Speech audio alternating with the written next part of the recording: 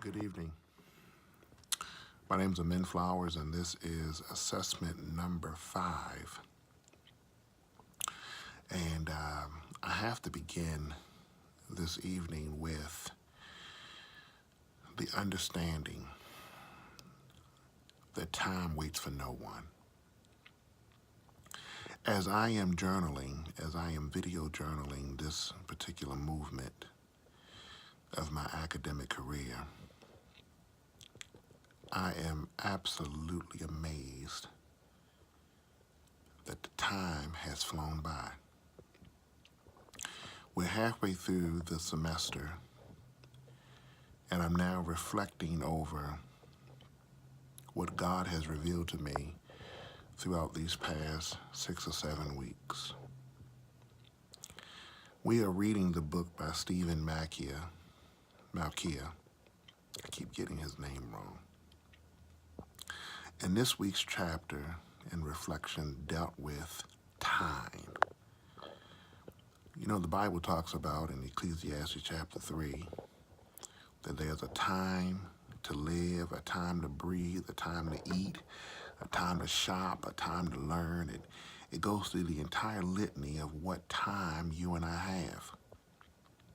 However, when you read that text correctly, you will discover that there's absolutely no time to waste.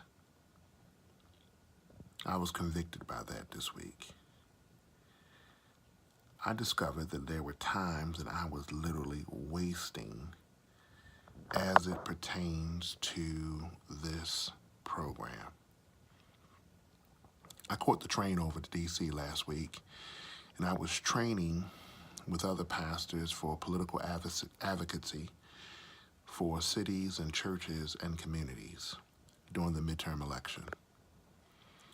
I was so excited about being in the training with other pastors that it didn't dawn on me until after I was home and the training was over that I had 1 hour going, heading towards D.C., and 1 hour traveling back to Baltimore, which was 2 hours for 3 days, which was a total of 6 hours.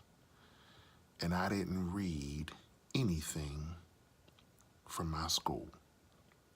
I was so excited about being on the train and being out with people because the road of pastor is quite lonely. I was excited about being in public with people, talking with people on the train, that I didn't pay it any attention that I could have used that time in traveling, not having to drive, not having to stop at a traffic light, not looking for speed cameras, not having to keep my eyes open on the road. I could have used that time to read. What I'm discovering most about this program is you only get out of it what you put in. And the time that is granted, you got to take full advantage. So, yesterday after church, I sat down and had a conversation with the Lord.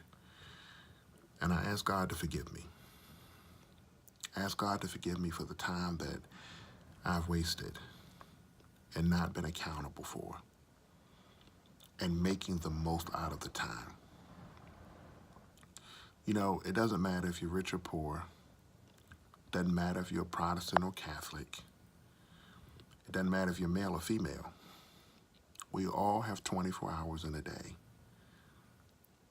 And if we're going to be interpreters of Scripture, if we're going to be better Christians, then we've got to do a better job of stewarding our time.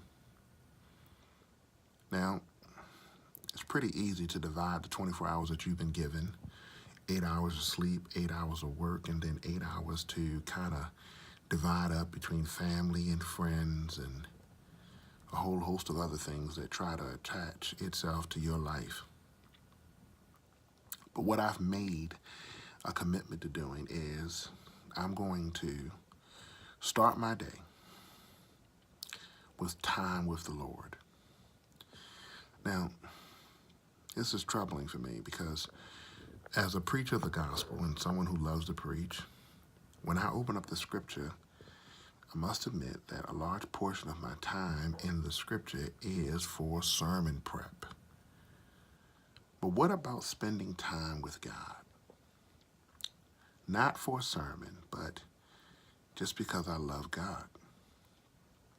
And this time, it's valuable, it's precious, because what I've discovered is that spending time with God has allowed my day to run a lot smoother.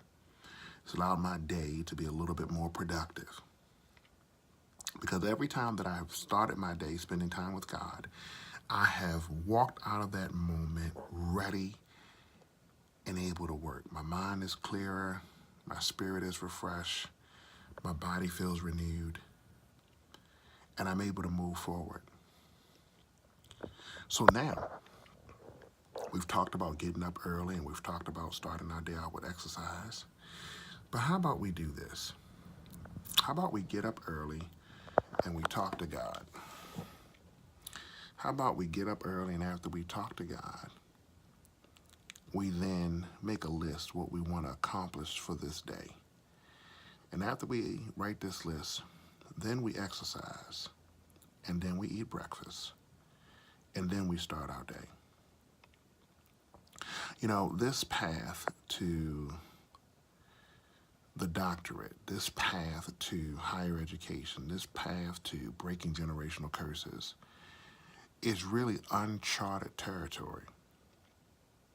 And what I'm learning to do, what my desire is that when I come out of this program, I am able to maximize the time that was spent. Now, I don't want to just focus solely on time because that wasn't the entire reflection of the week, but that just really impressed upon me this week to focus and settle in on. We also settled in on learning communities.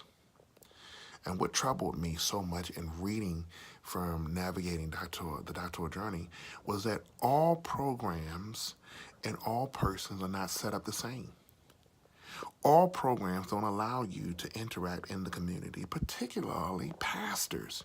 I mean, you know, you wanna be with people, you wanna engage them, you wanna talk with people, you wanna be around people that push you. However, a lot of the pastors that are my friends, because I'm in ministry, spend their time dealing with their local congregations, and when we are able to talk, it is around a football game. They don't want heavy discussion. They don't want to engage in questions that require critical analysis, and people that are around you don't always want to talk about Jesus. So here it is. You are engaging in this new life, this new alternative, reading new material, and the people you want to talk to about it have no interest. They don't have an idea of what you are experiencing. So I'm wrestling with that and I'm pushing that envelope and I'm saying, hey, I've got some new information. What do you think about this? And you're trying to engage them on various levels. And some of them are receptive, some of them aren't. But what I'm determined with in this season is to continue to press the issue, continue to be excited about this new information that I'm learning and I'm reading about, casting vision and knowing the signs of the time for me. And recognize not just time, but knowing when it's best to do my work and when it's best to step away and when it's best to move in. Because I believe that if we take full advantage of that time, God is going to reward us for the hard work that we put in. Now I'm getting ready to end this, but I want to thank you for the opportunity to share some of my thoughts and what I engaged in this week. Continue to pray for me as I pray for you. And we must remember always that with God, all things are possible. God bless. Good night.